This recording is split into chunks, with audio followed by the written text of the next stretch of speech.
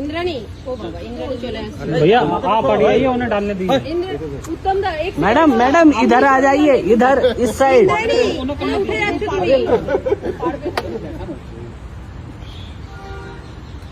এই খুঁটিটা ধরে মুশকিল হয়ে যাবে।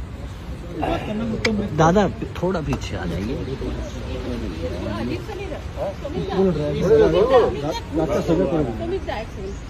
इधर से करवाने से नहीं होगा, ये आ जा रहा है वही ना इधर से सही है।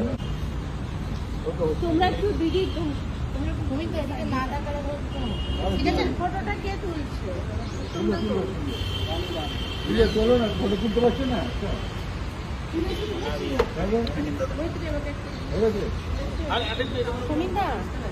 ক্যামেরা দিকে তাকাও। বসো বসো, না বসলে হয় নাকি? একটু বসুন, একটু তাকান।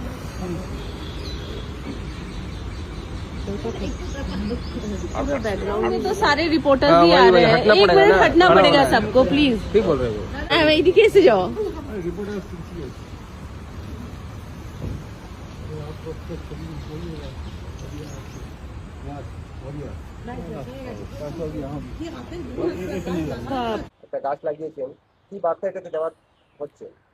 দেখুন, সারা পৃথিবীর কাছে প্রধানমন্ত্রী পরিবেশ রক্ষার জন্য বার্তা দিচ্ছেন। এক পেড় মা কি নাম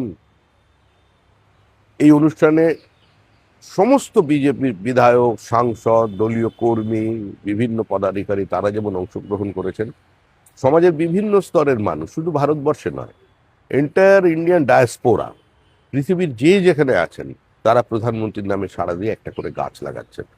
কারণ পরিবেশ তো ধ্বংস হয়ে যাচ্ছে। আমরা পশ্চিমবঙ্গের মানুষ, আমাদের ওখানে ডুয়ার্সের জঙ্গলের কাঠ সাফা হয়ে গেছে, আমাদের ওখানে illegal sand mining, boulder lifting এর জন্য উত্তরবঙ্গের নদীগুলো তাদের গতিপথ বদলে নিয়ে হাজার হাজার একর চাষযোগ্য জমিকে জলের তলায় পাঠিয়ে দিয়েছে। সারা জায়গায় পরিবেশের বিরুদ্ধে যুদ্ধ ঘোষণা করা হয়েছিল আমাদের রাজ্যে। এখন সেখান থেকে জনসচেতনতা, তার থেকে পার্টির প্রোগ্রাম, এই সমস্ত মিলেমিশে আজকের দিনটা আমাদের কাছে অত্যন্ত আনন্দের। শ্রমিক দা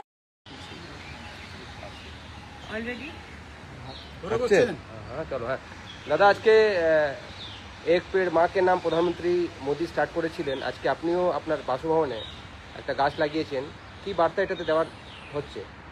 এবং সারা পৃথিবীর কাছে প্রধানমন্ত্রী পরিবেশ রক্ষার জন্য বার্তা দিচ্ছেন। এক পেড় মা কি নাম এই অনুষ্ঠানে সমস্ত বিজেপির বিধায়ক, সাংসদ, দলীয় কর্মী, বিভিন্ন পদাধিকারী তারা যেমন অংশগ্রহণ করেছেন, সমাজের বিভিন্ন স্তরের মানুষ, ভারতবর্ষের এন্টায়ার ইন্ডিয়ান ডায়াসপোরা, পৃথিবীর যে যেখানে আছে তারা প্রধানমন্ত্রীর নামে সবাই একটা করে গাছ লাগাচ্ছেন। কারণ পরিবেশ তো ধ্বংস হয়ে যাচ্ছে। আমরা পশ্চিমবঙ্গের মানুষ, আমাদের ওখানে ডুয়ার্সের জঙ্গলের কাঠ, আমাদের ওখানে ইললিগাল স্যান্ড মাইনিং, বোল্ডার লিফটিংয়ের জন্য উত্তরবঙ্গের নদীগুলো তাদের গতিপথ বদলে নিয়ে হাজার হাজার একর চাষযোগ্য জমিকে জলের তলায় পাঠিয়ে দিয়েছে। সারা জায়গায় পরিবেশের বিরুদ্ধে যুদ্ধ ঘোষণা করা হয়েছিল আমাদের রাজ্যে।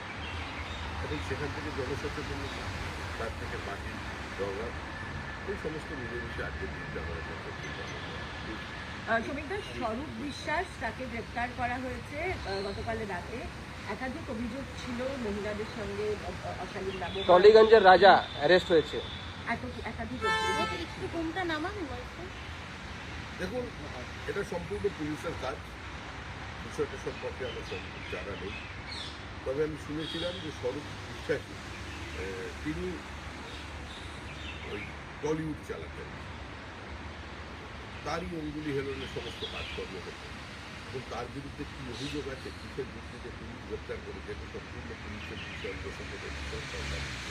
আমি দলের কথা বলতে পারি, দলের পক্ষ থেকে আমরা যে কোনো ধরনের স্বেচ্ছাচারিতার বিরুদ্ধে, আমরা সেটার বিরুদ্ধে, এবং মানুষের অধিকারকে কেড়ে নেওয়ার বিরুদ্ধে, শিল্পীর সত্তাকে আত্মসাৎ করার বিরুদ্ধে একাধিক তৃণমূল সাংসদ তারা মুখ খুলছেন, তারা বলছেন যে এবার দিল্লিতেও তাদের কাছে বিজেপির লিডারশিপের থেকে ফোন আসা শুরু হয়েছে লোকসভাকেও ভাঙার মতো। একই রকম যেটা বিধানসভায় হয়েছে সেটা লোকসভা হতে চলেছে। এখন কেউ কোনো তৃণমূল বিধায়ককে ফোন করেনি, কেউ কোনো তৃণমূল সাংসদকে ফোন করেনি। ফোন আসছে তৃণমূল থেকে আসছে, ভোটের আগে এসেছে, ভোটের পরে আসছে। তৃণমূল কংগ্রেস কোনোদিনই কোনো রাজনৈতিক দল ছিল না। তৃণমূল কংগ্রেস এখন অতীত। আগামী দিনে তৃণমূল কংগ্রেসকে নিয়ে মানে দল নিয়ে ইসলামিক হিস্ট্রিতে একটা কোর্স মানে চ্যাপ্টার থাকবে, ওখানেই পড়াশোনা হবে। কারণ একটা দল ছিল যে দলের নীতি ছিল দুর্নীতি, এখন সেই দলের নেতারা দুই হাতে দুই ঘড়ি করতেন, কিন্তু সময় দলকে ক্ষমা করে। মানুষ প্রমাণ করে দিয়েছে রাজনীতিতে ঔদ্ধত্যে দখলদারি দুর্নীতির কোনো স্থান নেই। দাদা, ইন্ডিয়া জোটের বৈঠকে যোগ দিতে আসছেন মমতা বন্দ্যোপাধ্যায়, অভিষেক বন্দ্যোপাধ্যায়রা দিল্লিতে। ইন্ডিয়া জোট, ইসলামিক জোট, আমি কি করে বুঝতে পারবো? মাঝে মধ্যে শুনি কোনো দল বিপদে পড়লে সে জোটে আসে, আর দলের যখন সময় ভালো যাচ্ছে বলে মনে হয় তখন তারা মিটিংয়ের চলাকালীনই সেখানে ঘোষণা করে বেরিয়ে যায়, এমনকি কোনো জয়েন্ট প্রেস কনফারেন্সে পর্যন্ত অংশগ্রহণ করে। আপনি যে জোটটার কথা বলেছেন, ওই জোটে কোনোদিন দেখেছেন যে সমস্ত ওই ইন্ডিয়া জোটের প্রতিনিধিতে একসঙ্গে বসে আপনাদের প্রশ্নের উত্তর দিচ্ছেন বা কথা বলছেন? সুতরাং এটা হচ্ছে বর্তমানে দেখেন পাঠানের আমসত্য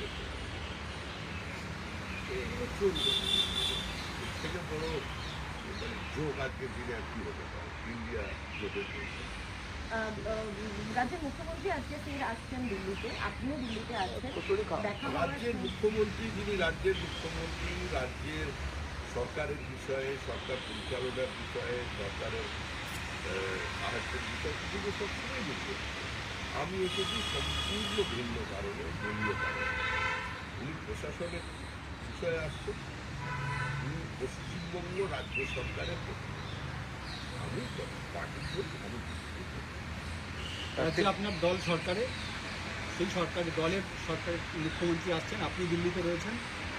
আজকে পোর্টফোলিও দেওয়ার কথা জানা যাচ্ছে যে যে সমস্ত মন্ত্রীরা রয়েছে তাদের পোর্টফোলিও বন্টন করা হবে। আনন্দের বিষয়। সবাই অধীর আগ্রহ অপেক্ষা করছে, আপনারাও অপেক্ষা করছেন কে কোন দপ্তর পাবে। সেটার জন্যই যদি মুখ্যমন্ত্রী এখানে এসে থাকেন, সেটা আপনারা জানেন, আমার থেকে বেশি জানেন, এবং যদি হয় ভালো থাকে। অনেক বিধায়ক মন্ত্রিত্ব পাননি, এই নিয়ে দলের মধ্যে কি কোনো ক্ষোভ আছে? আমি তো কোনো ক্ষোভ দেখিনি, ক্ষোভ বিক্ষোভ এ ধরনের কোনো জিনিস আমার দেখা নেই। সবাই তো খুশি। ৭৫ বছর পর একটা দল, সেই ৫০-এর দশক থেকে শুরু, আর আজকে এসে একটা বৃত্ত সম্পূর্ণ করলো, শ্যামাপ্রসাদের মাটিতে শ্যামাপ্রসাদের সরকার হয়ে গেল। কে বিধায়ক হলো, কে মন্ত্রী হলো, কে মুখ্যমন্ত্রী হলো, তার থেকে বড় কথা হচ্ছে গঙ্গোত্রী থেকে গঙ্গা সাগর পর্যন্ত বিজেপি কারোর কাছে আত্মসমর্পণ না করে, নিজের অস্তিত্ব বিলোপ না করে, মতাদর্শের সঙ্গে সমঝোতা না করে, ভারতবর্ষের মানুষকে সঙ্গে নিয়ে, এদেশের মাটির বন্ধ গায়ে নিয়ে, মানুষের কথা, মানুষের ব্যথাকে অ্যাড্রেস করে একটা দল এই জায়গায় পেয়েছে।